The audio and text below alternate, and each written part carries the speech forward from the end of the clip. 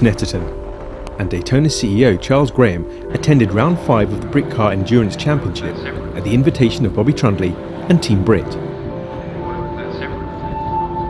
Charlie had introduced TW Steel to Team Brit as a sponsor, and they'd asked him to present an award to Bobby in recognition of his 5 Daytona D-Max championships.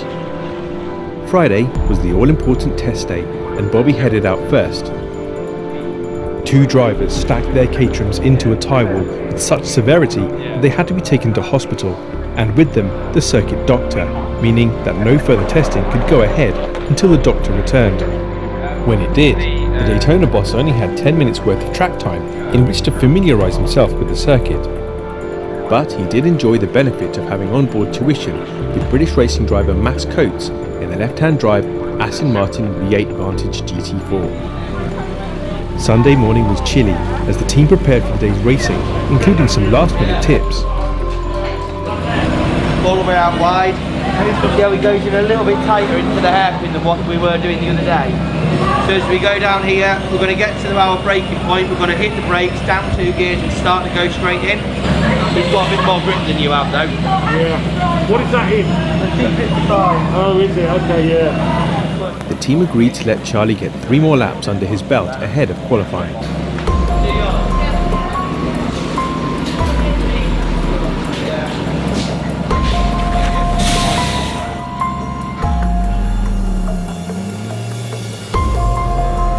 As Charlie muscled the car out of the garage, Bobby sat patiently on the sidelines.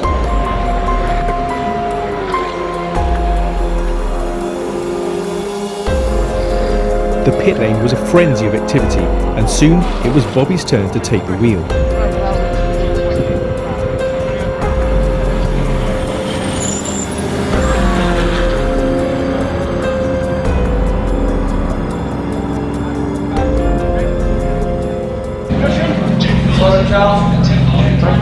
All right? Yeah, I'm good. A little bit slippery out there, but it's all good. How's that, Charlie? Yeah, it's good. Paddles make a huge difference. Yeah. Gear shifts when you ask it to. Doesn't help though when you go for the comms button and hit the gear shift switch button. That's not the best idea I've had all day. But apart from that, it's fine. Back out on track, Bobby had his hands full. Something in the suspension had gone clunk. Bobby duly brought the car into the pits.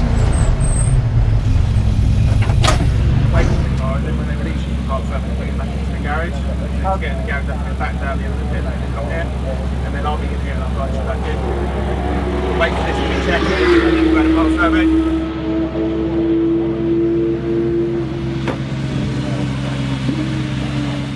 What's happened? So the lower ball joint completely failed on my stint.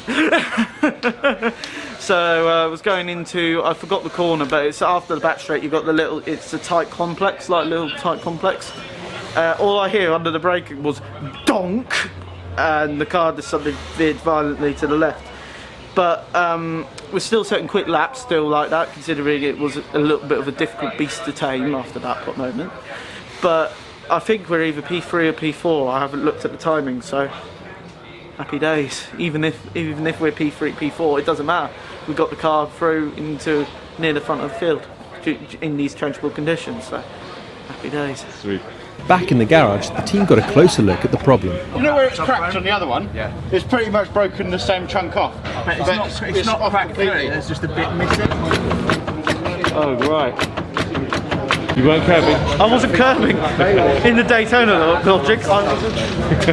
After a thorough checkover, Al gives his thoughts. So the car that Charles is sharing with Bobby had an issue during qualifying. We got a mechanical failure. So at the moment, we're not sure what we're doing with it. We've got a few possible options. We're hoping that we can get a welder and get it sorted out, but time will tell. We've got about an hour and then we'll know. And how are you feeling right now? Quietly confident. I'm sure we'll be back out for the race. Just a short while later. Oh, that's incredible. What are we saying? Told you, yeah. Prepared? Well, we hope so. Can't count your chickens till the car's out there running, but it's looking good. The guy's done an amazing job, you know. Super fast turnaround of what was quite a serious issue. With the Aston now repaired, Bobby headed to the grid for race 1.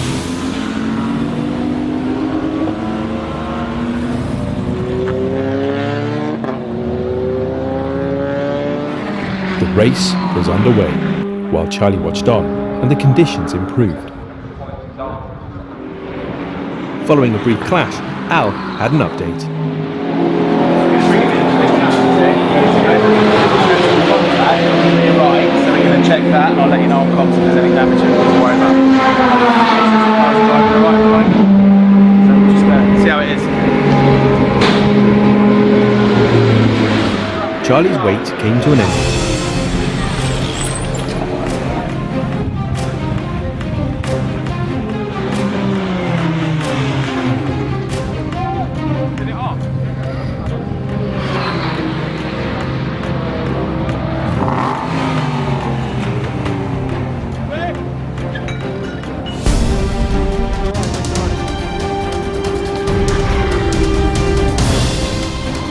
As he headed out, Bobby reflected on his performance. Bobby, you drove the wheels off that thing, dude.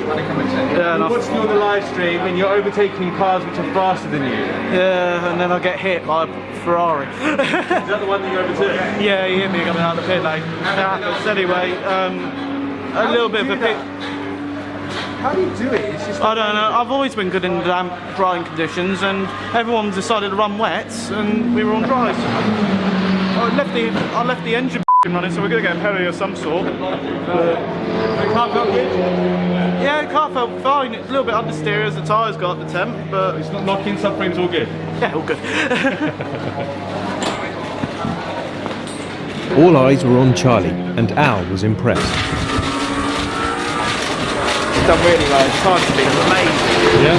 He's learning the car a lot more. He's gone out there doing 208s, and by the end of the race he's doing 205s. He's really progressing far quicker than we'd expect. As the checkered came down, the whole team clapped the Daytona veteran from the pit wall, and Al went to congratulate him in person.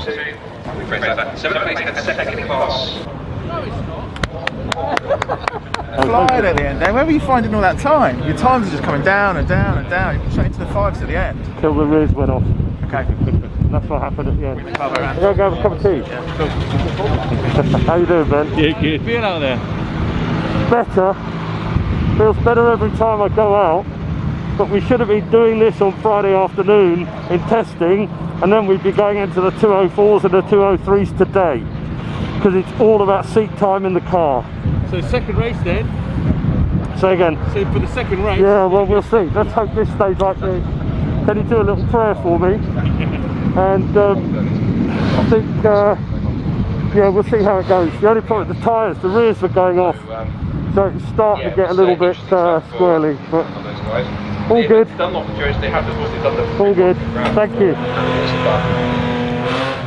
Sorry, buddy. No, mate. Mate, your drive was unbelievable. Thank you, man. Incredible. You were just going faster and faster and faster. We were all watching the times going, oh my god, it's got even quicker. I'm really sorry, we missed the podium. Mate, it's fine. It's more than fine. Okay, I was really hoping. You're learning, and that's what I want. I want you to learn. I don't care about the podium. I just honour to be partnering you.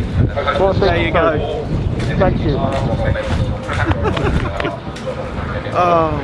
After all the backslapping, it was time for some side-by-side comparisons back in the truck. We've got an early lift because the Praga comes past. Blue one. Yeah, The blue one, I can't but then your actual corner speed through the cover is 10 times better than mine. probably shows you there's a bit more. Look at my steering inputs though. I'm fighting the car all the time. Don't get me wrong, you gained 2 tenths, but he's had to lift like well earlier Yeah. than I would have expected it to be more. Yeah. So maybe here's a little bit more to come through there. Following lunch, it was time to regroup and refocus for race 2. The only thing I'm slightly worried about, disappointed about, is that I just felt a few spots of rain just before. So that I am hoping isn't going to happen. So we'll see. We'll see. But after the Berkey, you're the rainmeister, right? No, I don't think so. It's this car in the wet is a very different prospect Yeah. to the prototype that we're driving in the Berkey. But no, I want it to be dry. It's Best of luck then, Charlie. really important. Thank you, Ben. Appreciate it.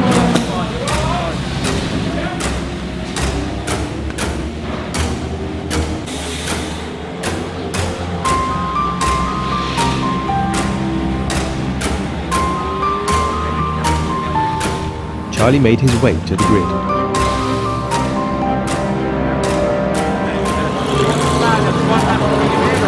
If it rains, we'll bring him in and do wheels for lots of wets, but it's not really raining at the moment, we'll have to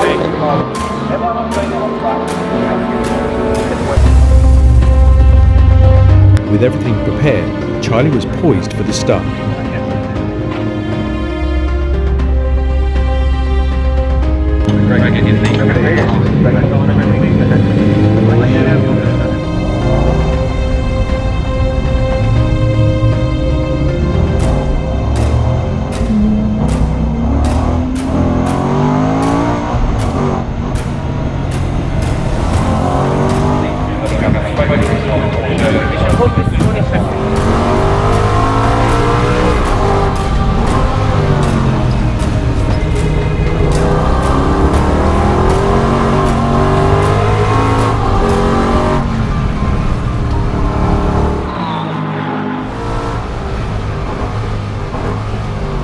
It wasn't long before it started spitting, and as around 2/3 into the stint, it started to rain, which in a 500 brake horse machine on slicks is not fun.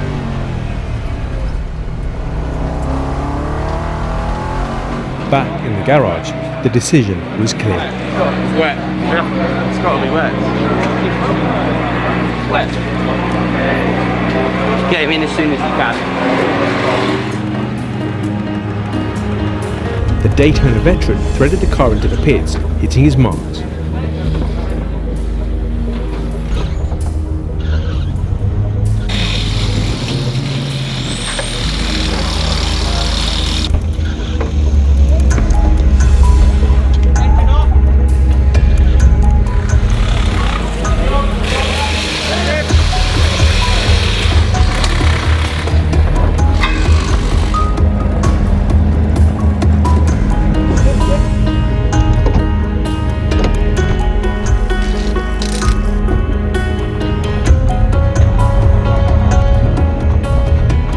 It was a long pit stop, and the Porsche Cayman the team were chasing were quicker.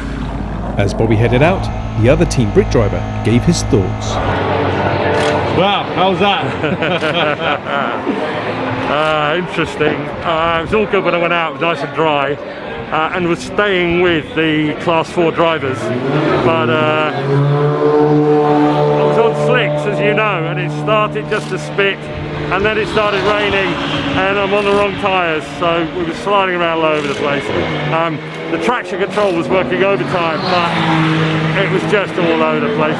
That car with 500 horsepower and, thanks Max, and that amount of torque, all over the place, and I had 2 spins, but managed to keep out of the wall. So yeah, now Bobby's out, he's on wets, so that will make the difference, and let's see what damage we can do from here. Fingers crossed. With Bobby now at the wheel, he pounded around the 3-mile circuit and found himself to be faster than cars in other classes. In similar conditions to the Burkett, the weather was changeable and the team found themselves on the wrong tyres. With the track drying out, it was time for slicks.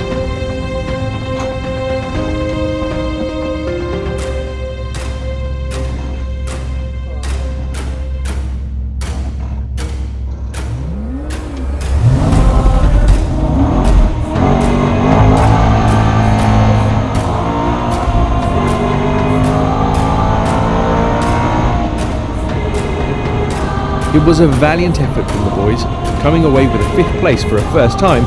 They couldn't be too unhappy with that. That was unbelievable, Bobby. Well done. We should have stayed on slicks. I couldn't have how much time you were finding, 5 seconds a lap at times. Yeah, should have stayed on slicks, that's the end of it, that's all I'm going to say. It's just, we tried to play the weather game, but it stopped raining literally as we put the wets on, so it is what it is. Yeah, it was an enjoyable drive, just... It's another mega drive. It was. What would you say, Charlie? What a drive. Absolute, always a drama.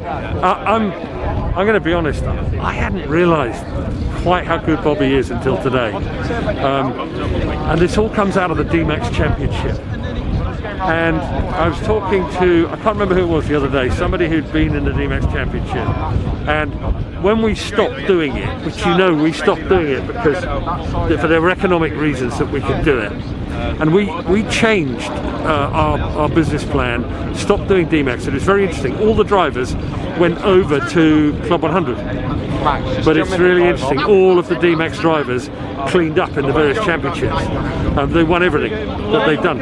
So clearly, that D-Max Championship, something about that, I guess the Birrell chassis, the Bridgestone tyres, and the Rotax engine, because of course Club 100 were on a direct drive TKM 100cc engine back then, and the Rotax is just so much more powerful, so much more sophisticated, and obviously we've actually put in place a really good training ground there. And I don't know that I'd realised quite how good it is. And then look at it today. Bobby was not necessarily the fastest car, but just about the fastest driver out there in changing conditions, dealing with everything. So yeah, I'm kind of proud, actually. Yeah, it's been a good weekend.